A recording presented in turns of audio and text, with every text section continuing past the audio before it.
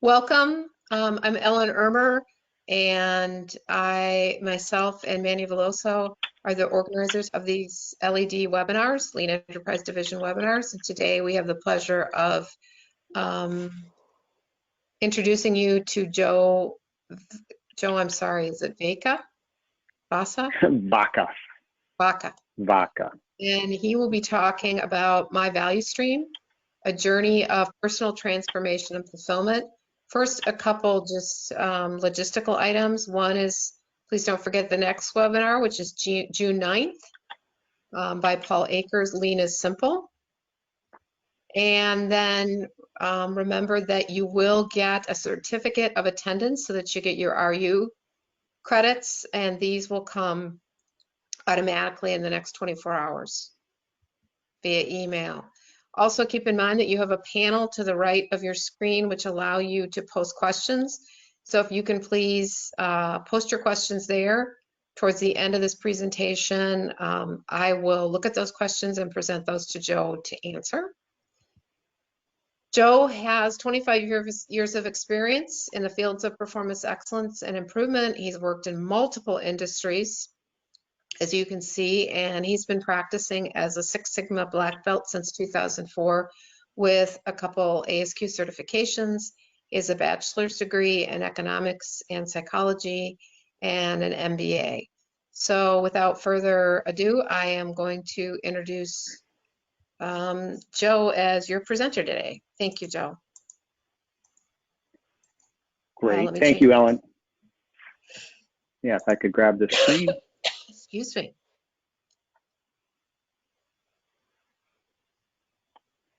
Just give me a second to get the logistics of the screen set up.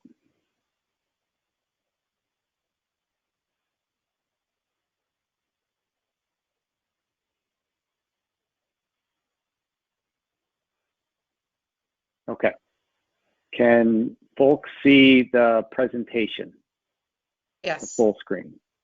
Yep, it's in good. Yes. Fantastic. Okay. Well, thanks again for the opportunity to be here today. Ellen mentioned my background in performance improvement and transformations. This seminar is going to be a little different than others in the Lean Enterprise series. And it's because it's not about business, at least not directly. It's about improving you with a unique application of the value stream concept. I hope you find it valuable, and I'd welcome your feedback along the way today or after the session. So with that, here's our agenda, so you know how we'll be spending the next hour. And we're going to start with an icebreaker, and it's not a generic icebreaker. It really, I think, will get us into the heart of what I'm going to call the time value gap. And that's really what this personal value stream concept is intended to solve. Then we'll walk through the stages of the personal value stream solution itself. And we're going to end with a homework assignment for you to consider if you're interested in trying some of these personal value stream techniques. So let's start with our icebreaker. And I have a question for you. What if you were handed $1 million right now? So if you think of that famous Oprah episode and everybody got a car, think right now, there's 175 people or so on this webinar. Every one of you gets $1 million. But there's a catch. And that catch is you have to spend it by the end of today, or you lose what's remaining. So really, ponder that for a second. You were just handed $1 million. Think about how you'd spend it. And would you leave any money on the table? Or are you pretty certain by midnight you'd find a way to spend that $1 million in the ways that you felt kind of added the most value or had the best return on investment, so to speak, for that $1 million? Now, my guess is no. I was going to put a poll question up on this, but I'm almost certain that the vast majority, if not everybody, would find some way to spend that $1 million, even if it was giving it to charity, friends and family, maybe a little something for you on a hobby. But you're going to spend the money. You're not just going to lose it or give it back. So that begs the question, why don't we manage our time in the same way?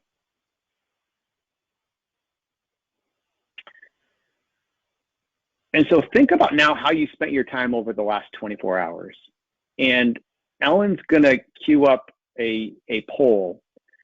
And what I'm going to ask you to answer is, on a scale of 1 to 10, how much value, and this is your definition of value, so your own personal definition of what you consider valuable or most valuable, how much value did you create? So if you go to your navigation bar and in the polls, you're going to see it actually grouped into 5 different potential answers. 9 and 10 means you maximize the value. You got every last bit out of the time you had in the last 24 hours, and you did everything you could ever want to do. You're super satisfied. As you go down, you have some mid-range scores. The middle level is you created some value, but you left a fair amount on the table. And then all the way down to little or no value, 1 or 2. You really wasted a lot of that time. And think about it. Just like the example of money, you gave back. You gave it back. You can't get that time back once it's gone.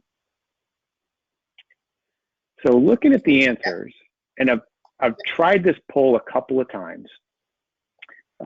It looks like the majority, 54%, are in the middle. So for the time you had, the last 24 hours, you created some value, but probably left some on the table. So this is the answer that every time I've done the question, it lands somewhere here. And so it looks like we're leaving time on the table. It's lost opportunity that we had to generate value in our lives that we just can't get back. This is the essence of the time value gap. And so the rest of this presentation is going to talk about how can we close that gap? How can we systemically close that gap with a personal value stream approach? So let's start with the data. And as you can see by the pie chart, our time, and this is intuitive, it's almost evenly split on average between work, sleep, and everything else. But that being said, the macro trends in each of these areas are frankly concerning. Our health, by and large, as a population, is declining, whether it be physical or mental. Our work satisfaction is by and large low, and we're going to dig into this a little bit more a couple of slides ahead. And a lot of people feel like they lack the time to do the things that they most want to do. They feel out of balance. And that leisure and other category tends to get squeezed. The takeaway here is that even though time is fixed at 24 hours per day, and that our time looks on the surface like it's balanced, the value generated from that time is suboptimal at best. And this is the essence of the time value gap. So let's dig a little bit deeper, for starters, into the work category. I think this graph is going to surprise many of you. And we've all heard the stories about 60-hour weeks, 80-hour weeks, and we've each probably done a few of those in our work experiences. But it turns out that the 40-hour work week is still the norm. It's the average.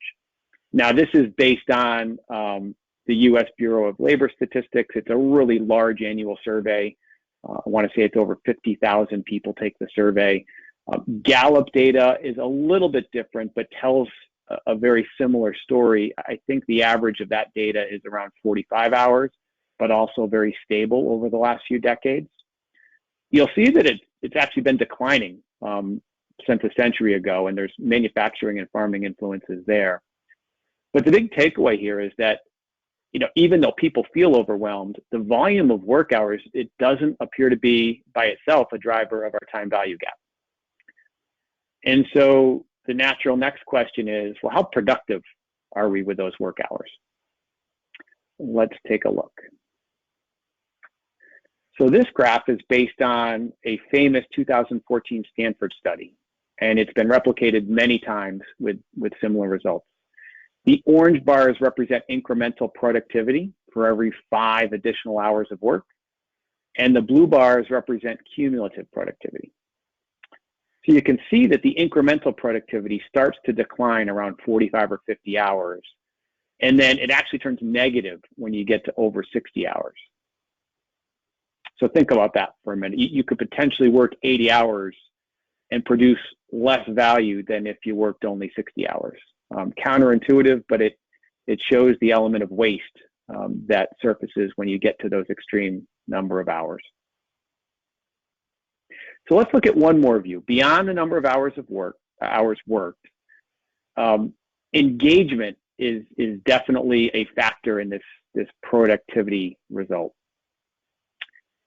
And going back to some Gallup data, here's a graph of employee engagement trends over the last 2 decades. And you'll notice the trend is improving. So that blue line, hovering around 30%, it's improving, but boy, it's still alarmingly low.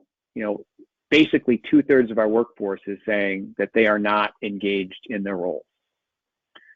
And the importance of that is there is a huge correlation between engagement and inspiration in terms of how productive a worker is. And to get all the way to the inspired category, an inspired worker can be up to 125% more productive than somebody who's not even engaged. So from a competitive advantage standpoint, engagement may in fact be the biggest factor in moving the productivity needle, not traditional cost savings initiatives. Think about if you could inspire all of your workers, so the 2/3 that aren't even engaged, get them engaged, get them inspired. Think of the productivity impacts that could create an advantage for a company. I also want to note that the levers on the upper right of engagement, mastery, autonomy, and purpose, those are really the levers you can pull to create more engagement and to create, hopefully, at the highest level, inspiration. Daniel Pink is, in his book Drive, goes through this in fair detail. I want to note that the income level is not a factor for the most part in engagement. So a number of studies on this as well, but essentially the conclusions are once you get to a certain basic standard of living where your basic needs are met, the correlation goes away. Increases in salary don't relate to higher engagement. It's really mastery, autonomy, and purpose that are the levers to drive that. So let's go to one more view. This diagram, it's called the Ikigai diagram, and it seems to resonate with people instantly. And the idea here is that your goal is to get as close to the center as possible. And your dot placement is based on 4 things: what you love to do, what you're good at, what the world needs, and what you can be paid for. So think for a minute about where you'd put your dot and what direction is it moving. The engagement data we just saw suggests that most people would not put it in the middle. So how can you move it closer? The answer is slowly and with continuous improvement. It's rarely a big bang, but you can leverage those 4 levers to get you closer. So for example, if you're in that below where it says Ikigai in the middle, if you're in that dot that says comfortable but feeling of emptiness, well, the recipe is to try to find more things that you love doing. You're in a place you're getting paid well, you seem to be balancing what the world needs and what you're good at. So it's more things that truly inspire you to get you more to the middle. And personal note here, this concept of my value stream, it's something I developed during the pandemic, and it was one of those delighters for me. It was one of those things that I just took such satisfaction outside my day-to-day job that it helped balance where I was on the Ikigai diagram. It moved me closer to the middle. So it doesn't always have to be in your core job, I guess is my point, to find development opportunities or ways to engage in things that you love to do to get more balanced in your overall work life.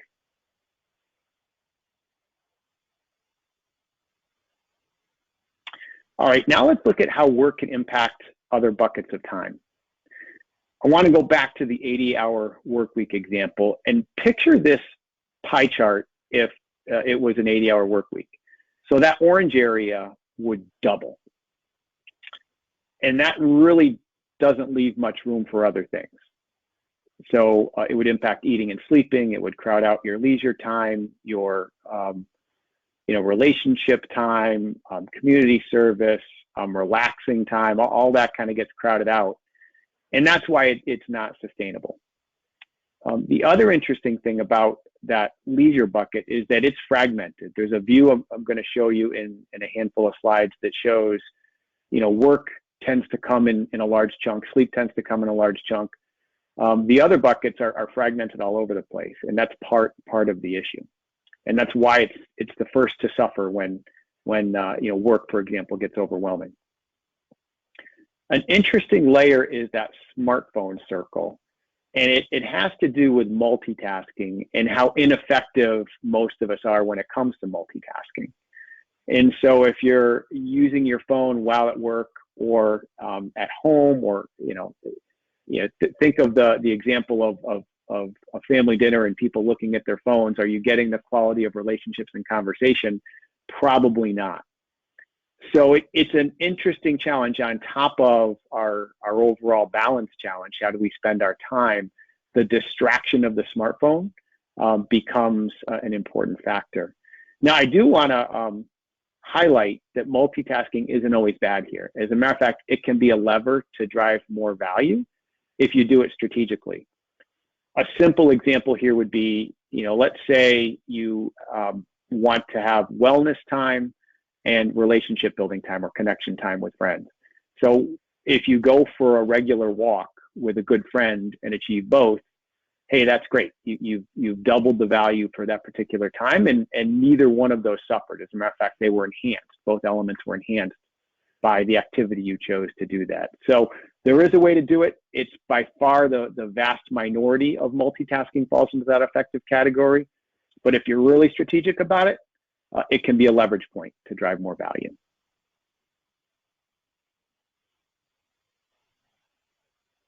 So now that we've explored the time value gap, here's the solution I'd like to offer today. And it involves applying value stream management techniques to our personal lives to improve the value that you generate each and every day. And the best part is it compounds over time, like compound interest. It becomes exponential. The most important difference with a personal value stream compared to a business value stream is that you're your own customer. So think about that for a second. You define value in this case and what makes you feel fulfilled. And so you're not guessing at it. In the business world, there's different techniques to find out what a customer values, and you try to satisfy that with products and services. In this case, only you can effectively manage your value stream because you know what you value and what makes you feel fulfilled. Now, there's some techniques to bring that to the forefront, but that's the great thing about the personal value stream. It's in your hands, much more than a traditional value stream would be managed. And if you don't manage it, chances are it's going to be managed for you, that your time will get taken up and probably pulled into things that may not drive value for you.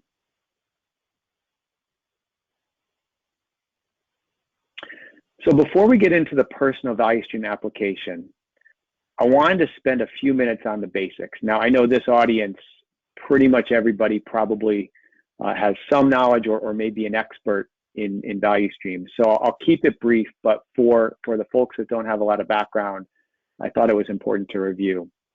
The starting point for value stream management is that most processes, and in the business world and beyond, have a significant amount of waste. Most studies suggest 75% or more on average. And if we can reduce or eliminate that waste, then we can replace it with more value-added activities. So waste relates to non-value in this case. It's important to remember that value is determined through the eyes of the customer. So again, back to when we get to the personal value stream concept, that customer is you. In the business world, obviously much more challenging to fully understand what the customer values, and in some cases they don't always fully know. You have to kind of figure it out for them. The second foundation of value stream concept suggests that there's a flow of value being produced. And you can systemically improve the flow of value through these 5 steps. You start by defining value, then you map the processes that add value, identify and remove bottlenecks that disrupt that flow, generate customer pull or demand for your services instead of pushing it on them, and then continue the cycle. So seek excellence by continuing to create better flow, establishing more pull, find ways to continue generating greater amounts of value to the customer. So I'll emphasize, this is not a one-time effort. It's a continuous cycle, and it does become exponential over time.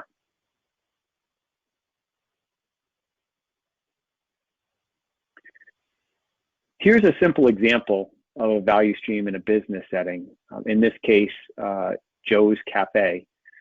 And the steps in creating value are outlined in the sequence of chevrons. So starting with supplier inputs on the upper left and ending with the end product delivered to customers, the cup of coffee. You can see the steps that add value through the cycle. And improvements are measured in terms of time, cost, and quality. And the improvement opportunities are linked to these. So depending on what the customer needs or gaps that you're seeing from kind of what they expect or what other competitors are able to provide, those measures can become your targets. They should become your targets. So an example would be, shortening the cycle time by 50%. If it takes 2 minutes and 17 seconds, but there's a portion of your customers that need to get in and out right away, and they would value it coming in 1 minute. There's ways you can systemically go through each of those steps and then find opportunities to cut that cycle time. Same thing on cutting down cost. There may be a portion of your audience that is not willing to pay $2 for a cup of coffee. And so you have to go back and systemically find different ways to take that cost out at each step of the journey. So again, this is a simple example for most that have probably gone into much more complex value streams. But I wanted to contrast this simple example with what it then looks like on a personal value stream. So similar to a business value stream, a personal value stream has a natural sequence of activities. Every single day we rest, we fuel and refuel, we produce, we play, and the cycle continues. So it's a 24-hour cycle, and there's some level of value that we generate out of that every day. The sequence has an infinite number of connection points. Bottlenecks or issues in any one area can disrupt that flow of value. So for example, the effect of poor sleep or a lack of nutrition on energy levels, or too much work crowding out other valuable activities like family time, you can see how it flows through. That lack of sleep, it goes to the middle and maybe creates a less engaged worker. So they're not able to produce as much, and then there's no energy left at the end of the day when the person gets back to their family or to do some of the other things that they, most want to do. So ultra important discretionary time. If we can't leverage it, then one of the biggest opportunities to create value is then gone. And so take a peek at the formula on the bottom. Now, this is not a true mathematical formula, but I think it illustrates the point. The amount of time, so the value created is a function of the amount of time you spend on each activity with a certain level of engagement, and then the exponent is the number of days. So if you do it for a week, it has a certain level of value. The week turns into a month, the month turns into a year, years turn into many years, and you can see how that illustrative value frontier arrow, it truly has an opportunity to get huge, but it could also flatline if bottlenecks or issues continue to surface in your value stream.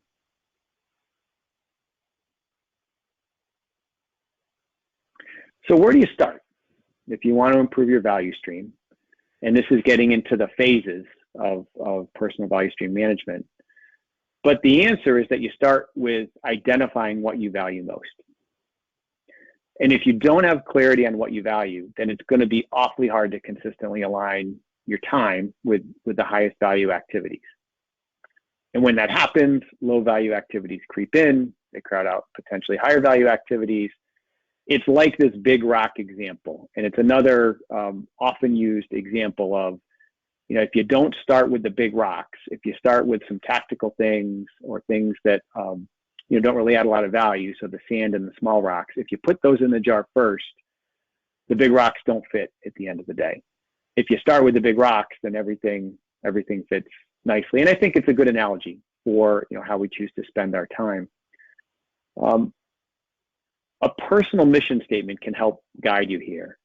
I've found a high ROI in doing this. I actually did it 25 years ago as part of the Franklin Covey 7 Habits for Highly Effective People program. And I actually found it as I was writing my value stream. I went back and found my personal mission statement and found it really hadn't changed in 25 years. I mean, maybe a couple slight adjustments, but I found it pretty satisfying that the consistency of it, and it helps guide me. So as I look at it, it just brings to the surface what I value most and helps me naturally make better decisions that align with those priorities.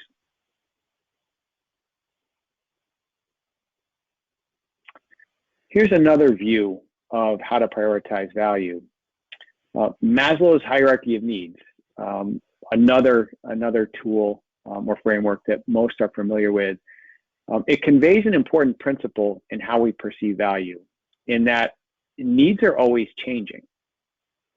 So the idea that we attain a certain level of the pyramid, and hopefully a higher level of the pyramid, and stay there, it's just not true or not feasible. We actually value particular needs either higher or lower depending on the circumstances.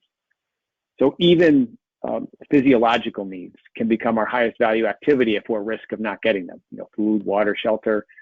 You could take the most self-actualized person out there, and if you take those away, they'll instantly fall into needing to spend their time on finding those basic needs, and then they can progress back up. So it's a moving target is the takeaway from this slide.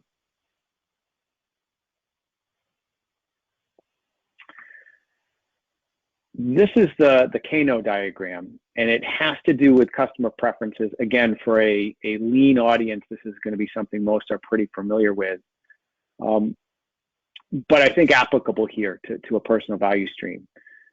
So the basic needs, food, water, shelter, that's represented by the blue line, and once you have those, it can get you to a basic level of satisfaction, but usually not beyond that. The red line are the non-value added items. This is like waiting in line, being in a traffic jam. Performance needs in the yellow. A good example here is, I like to use car example. So gas mileage, more is better. If you can get better gas mileage, you get theoretically more value, and it never ends. You can always try to get more, and then you'll feel better about that. It'll save you money, time from getting additional gas stops, etc. Could be useful life of the car too. The longer the car lasts, the more satisfied you are. And then delighters in green, these are things usually that the customer doesn't expect, but they greatly value when they receive them. So being really in tune in the business world with what your customers value allows you to give them requisite products and services. So for you and your personal value stream, it's just really important to understand and make tangible what you value the most. Going back to a car example here, think of the self-parking car, or even 10 or 15 years ago, the GPS systems. Those things were delighters. It was car makers understanding kind of what their customers wanted before the customer even knew it, and then they created that value. But note that a delighter can move into a performance need or even a basic need. So eventually it becomes expected, and you need to find new ways to delight the customer.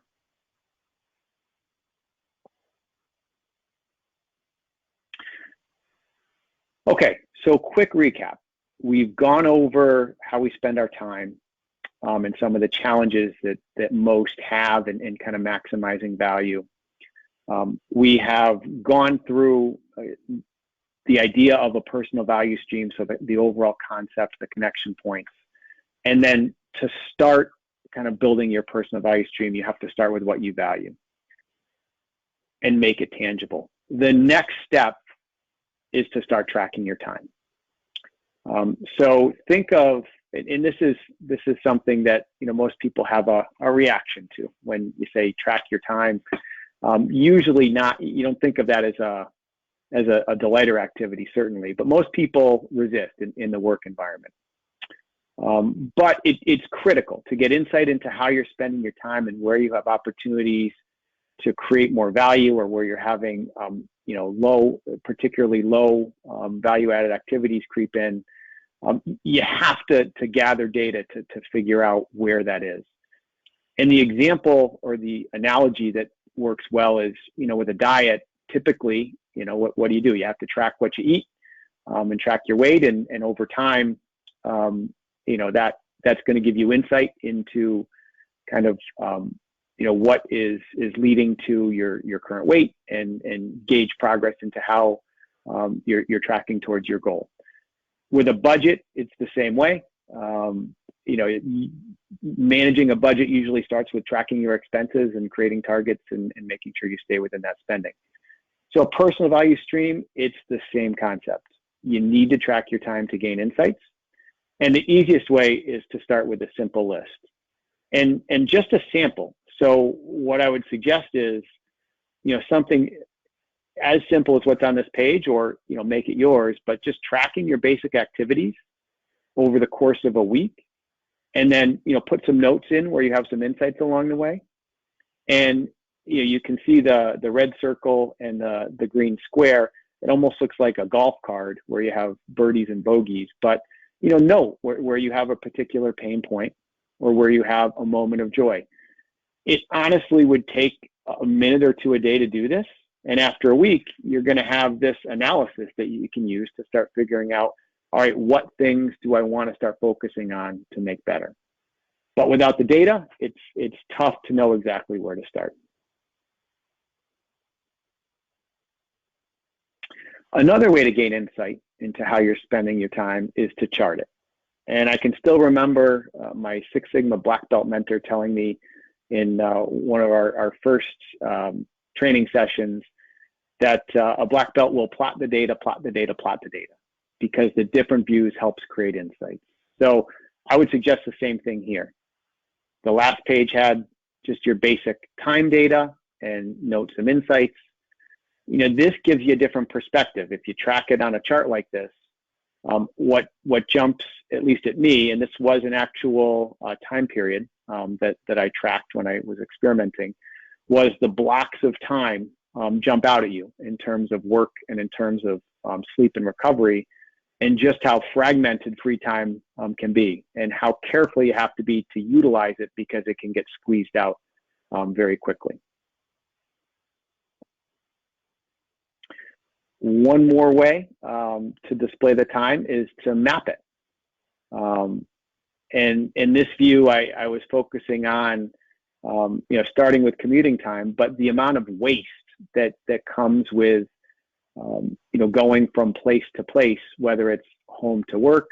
When I was in the office, and that hasn't happened in a year plus now, but the amount of time just going to different meeting rooms through the day, the cafeteria, what have you, going to the gym, going to a restaurant, it ended up being time that frankly could be, in some cases, repurposed to higher value activities.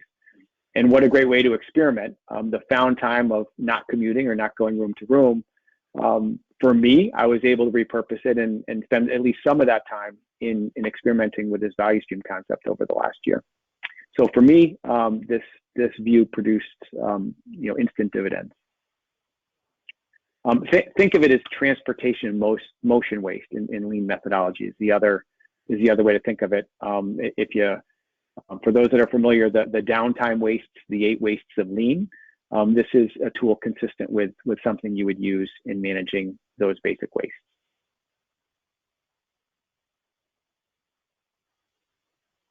Okay, moving along the sequence of value stream management, now that we've gathered data and started to analyze it, the next step is to identify those specific pain points and moments of joy and prioritize them.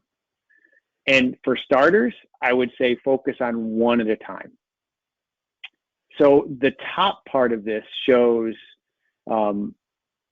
just a basic list. So a plus minus grid or a strengths and opportunities. After a week, just write down what are the things that jump out as strengths and opportunities.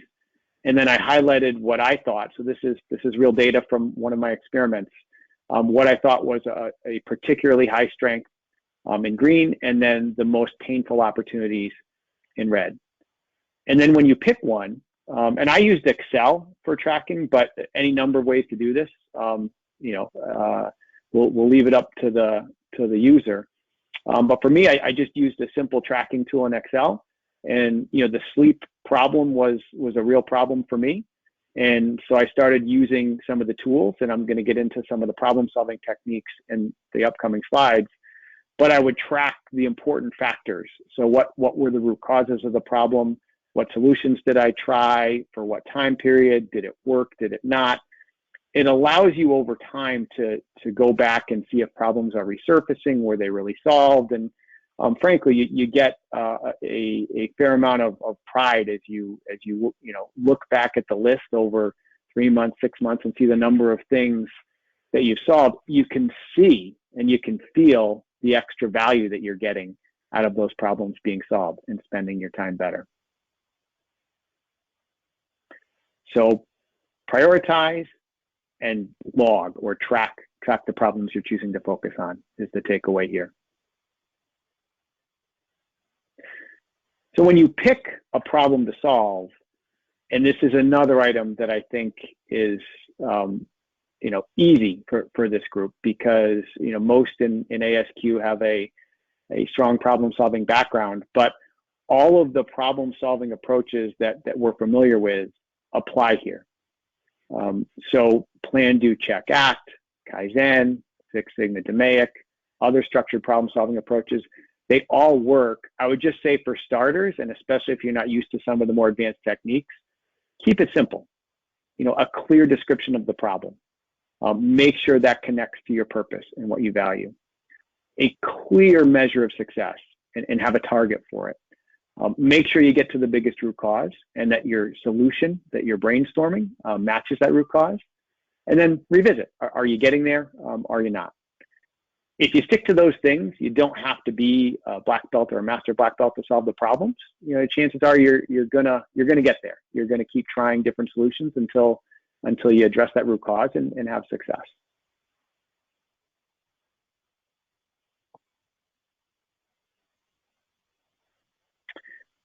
And then as you solve these problems, so this is getting back to continuous improvement theory, the problem of solving each of these incremental problems, even if it's the smallest problem, it becomes exponential, even transformational over time. And so if you look at the math, just a 0.1% improvement every day. So it's 29 seconds in a workday. It turns into a 200% improvement in 3 years. Imagine the value that your personal value stream would generate with this type of improvement. So it sounds good in theory. What are the behaviors necessary to execute it? Like anything, you need a combination of time and repetitions with your personal value stream management techniques to get better at it. And I think this audience can instantly become pretty good at it because of what you do in supporting your customers and clients in the field that you're in. So habit formation is critical. Different ways to think about that. Number of repetitions. Some think it's 3 weeks, but it is a function of time and repetitions. I always like to think about the 10,000 hour rule. So 5 work years. Immersing yourself are great techniques into kind of getting used to this. But the point here is jump in. There's no wrong answers. There's no real downside to trying these techniques. But if you get in there and try a couple of them, I'm pretty sure you're going to want to keep going with them because you're going to see the improvement. It becomes reinforcing. And as long as you're kind of open to those improvements, go in with a sense of humility, go in with a a goal of learning about yourself and finding improvements to do things that bring you greater satisfaction and fulfillment, you're on your way.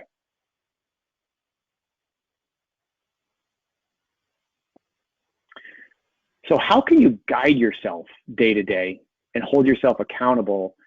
This idea of a personal huddle board is something I began experimenting with back in 2018.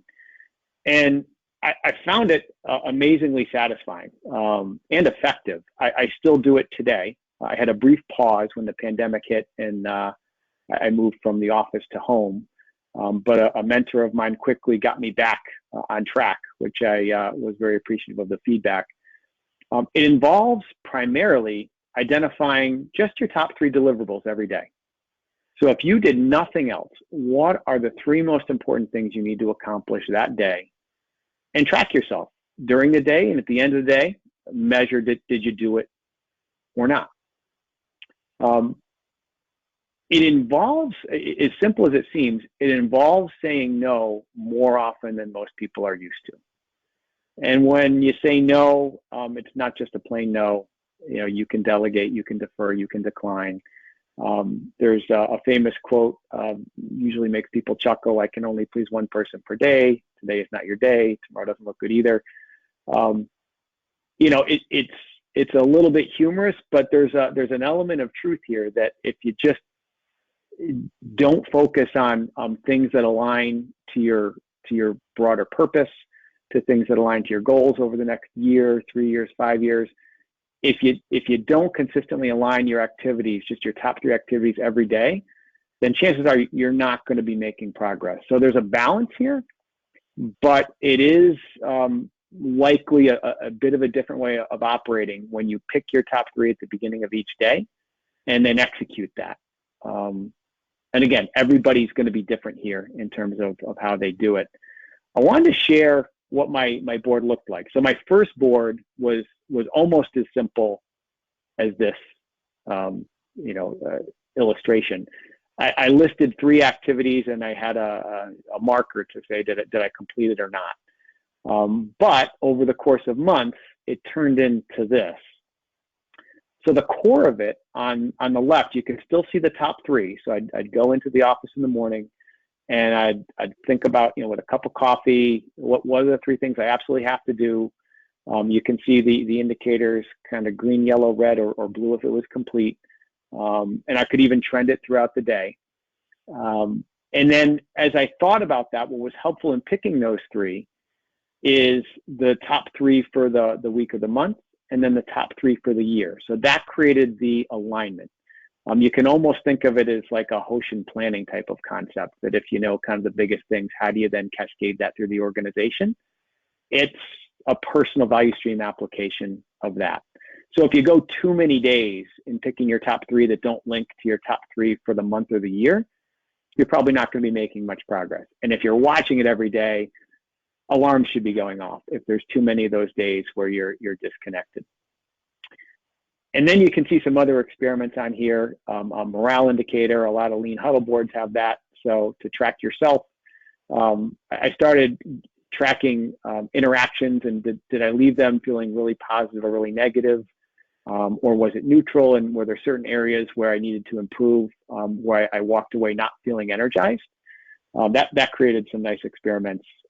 Tracking delighters on the lower left, I started putting in balance indicators and reflections. I just got into it. So I'm showing this to show the experimental nature of this and just create what works for you if you want to go down this road. I would still argue with all that experimentation that most of the value comes in that middle row and even the left side of the middle row. So back to if you go into work every day and you think about what are the top 3 things I need to do, and you execute those things, and you're picking those things strategically based on your longer term goals, that's going to add up over time. And I think it's going to add up to more than just randomly kind of going into your day and kind of saying, what's on my calendar? What did someone sign me up for? And you're going to have to say no more than you're used to.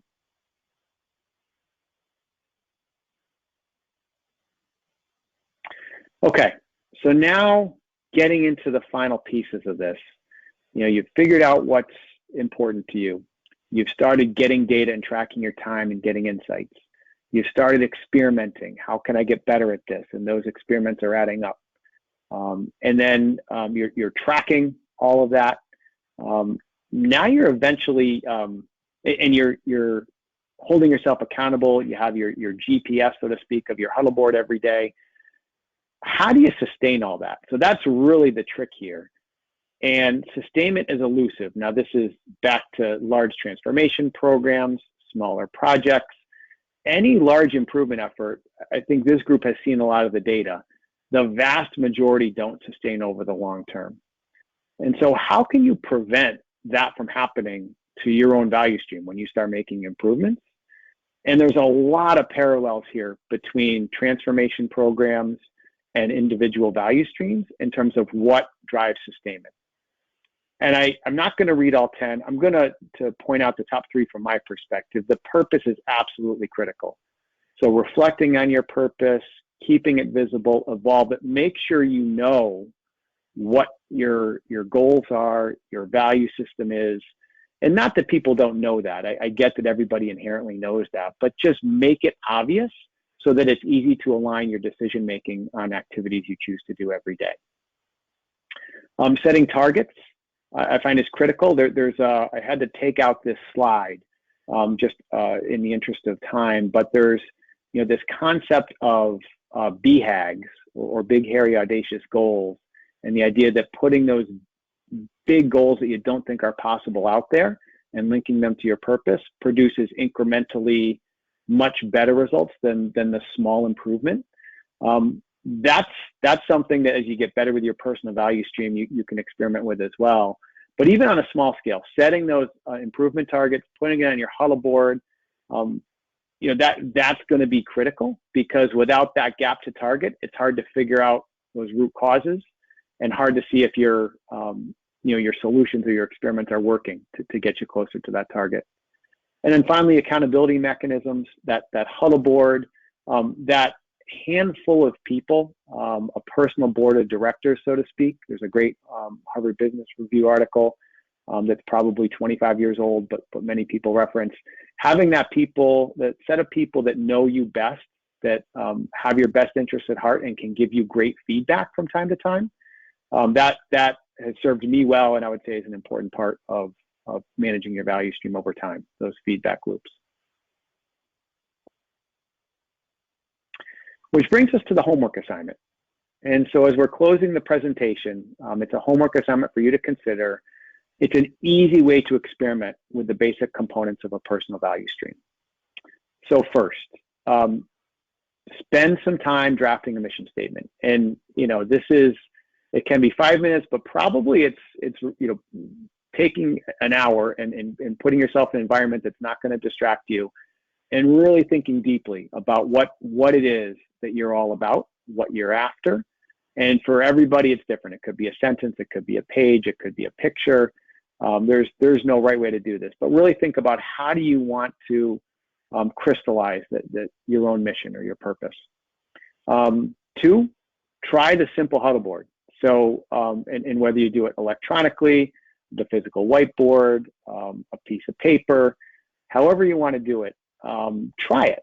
Try picking your top 3 every day and managing to it throughout the day, and see if that's aligning and helping you get closer to your goals. Pretty much everyone who's tried this has given me feedback that, wow, as simple as it is, it makes a difference in terms of not feeling overwhelmed and kind of creating that path to creating value and creating balance. And then finally, try tracking your time. Take that 2 minutes a day, go to that really simple log if you want to just start somewhere, and track it just for 1 week or even a few days. Gain insights into how you're spending your time and see if there's an opportunity that jumps out at you that you want to try to solve, that you can then repurpose that time that you save to things that add more value. So to do all of this, might take you an hour. If you go quick, it'd probably take you 20 to 30 minutes over the course of a week. That's where I would start if you feel compelled after this presentation, or at least curious to try the personal value stream concept. And so with that, I really just want to thank you again for your time today. It's the first larger audience I've had in talking about this concept of my value stream. To me, I think it's the perfect audience.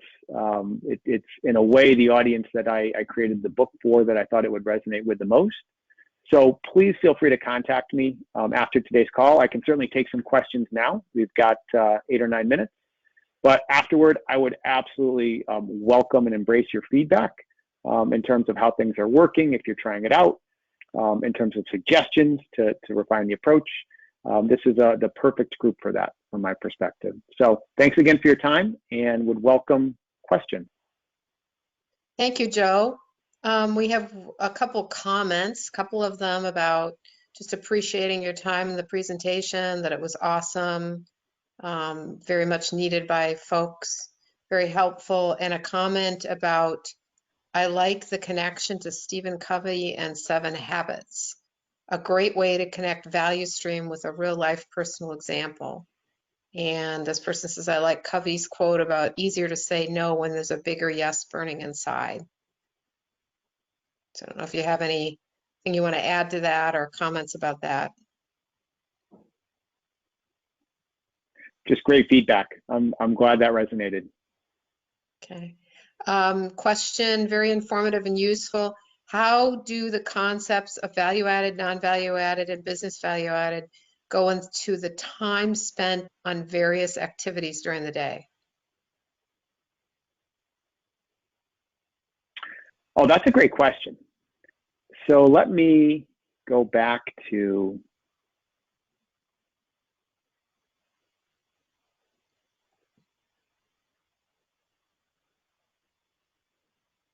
this slide. I would start here. So as you're tracking time, let's say you do your first sample and you pick a week, and you are, and when I did it, I did it at the end of the day. So it's not like I went through the day and tracked it, by the half hour. It was more, hey, what did I end up doing during the day? But as I thought about it, if there was a particular pain point, I would circle it and I would make a note to myself so that I would remember, hey, this is something you're probably going to want to address. So I would absolutely start here, and as you experience it, make sure you don't lose it. And the easiest way then is to put it on this data collection sheet, and then make sure you get back to it when you're at the end of the week or the end of the month or whatever time period you choose to kind of look at your strengths and look at your opportunities and prioritize which ones you either want to improve or leverage. It should rise to the top. If it was painful enough, then that's a good candidate for problem solving, and then take it through the process. But it goes back to your data collection. Make sure you note it in your data collection so that you don't lose it, and you can pick up on trends. Maybe it's happening once, maybe it's happening every week. You won't know until you actually get the data. Okay, thank you. And another question. This one is, what happens when your top 3 priorities don't match those of your manager? It's going to happen. It's going to happen. My guidance on that is that, again, you're tracking it. If you're doing the huddle board, and if you go long enough where it's just completely out of sync, it's problem solving. It's something that I would say goes to the very top of your list in terms of opportunities, and you have to find the root cause. So leverage the problem solving process. It's hard to diagnose unless you go through the root cause analysis. It could be that your manager just doesn't know, and when they understand what you think the priorities would be, they may say, yep, I agree, do that, and you made the adjustment. Now, chances are it's not that simple, but it could be. It could also be that you just have a completely different way of thinking about what your deliverables are, and you're just not satisfied or capable or whatever to do the type of work that the manager wants. So I just kind of gave you both ends of the spectrum. Could be anywhere in between. But depending on what you find the cause of that is, it's gonna create different solutions. So it could be as simple as some communications. It could be that you find that the job's not right for you, and you need to create a plan over the next extended period of time to to find that next role, or it could be a development plan on certain skills. Again, it's hard to, without knowing the issue, it's hard to say exactly what you should do, but I would just leave it as make sure it gets highly prioritized if it goes too long, and then leverage the problem solving process and start by getting to that root cause before you try solutions. Okay, thank you. Good suggestions. Somebody asked, does your book have this information in it as well? Yes, the book goes into much more detail and personal stories and applications. So I tried to distill this down into a 1-hour presentation was a pretty good challenge. But the book is a quick read. It's about 140 pages. It's meant to be something that people can get through pretty quickly, but it goes through a much more logical sequence, a much more detailed sequence than what was presented today. Okay, thank you. Let's see. If you have time, can you repeat what BHAG stood for? Big, hairy, audacious goal. So I'm going to pull up the slide because I left it in the appendix. So yeah, it was introduced by Jim Collins in his books, Built to Last and Good to Great. It also has GE roots, the concept of a stretch goal, and Jack Welch. And you know, a common example going way back is when Kennedy said that you know, we're going to put a man on the moon by the end of the decade. You know, it's this huge thing that's not, you know, not easily solved in a short period of time. But when you set that goal and it's really connected with your purpose, and especially if you can get others connected to that purpose, you can really do some amazing things. And so this one, yeah, if you're not familiar with the concept, I would suggest looking at some of Jim Collins' work. But it absolutely applies to a personal value stream. This next one is, I'm a lean neophyte. What is the relationship, if any, between a personal Kanban and a huddle board? You could set up your huddle board that way. So if you wanted to go in that direction to pull from Kanban and create it in that way, you absolutely could. Now, I've simplified it. I've found the 80-20 rule works for me in terms of just thinking about my top 3, but it absolutely applies if you wanted to set it up that way. Okay, great question. Thank you. And one last question. What is your perspective on incentives and rewards you give yourself for progress?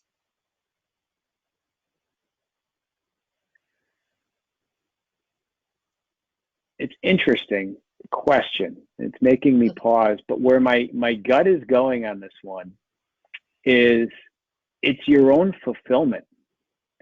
So the reward, it's so reinforcing when you do this, right? If you take away something that's been a problem or a challenge for you for a very long period of time, and you're able to replace that with something that just delights you or creates more value, and you're able to keep doing that, that's the reward. You're gonna feel more fulfilled, and there's not many better rewards than that.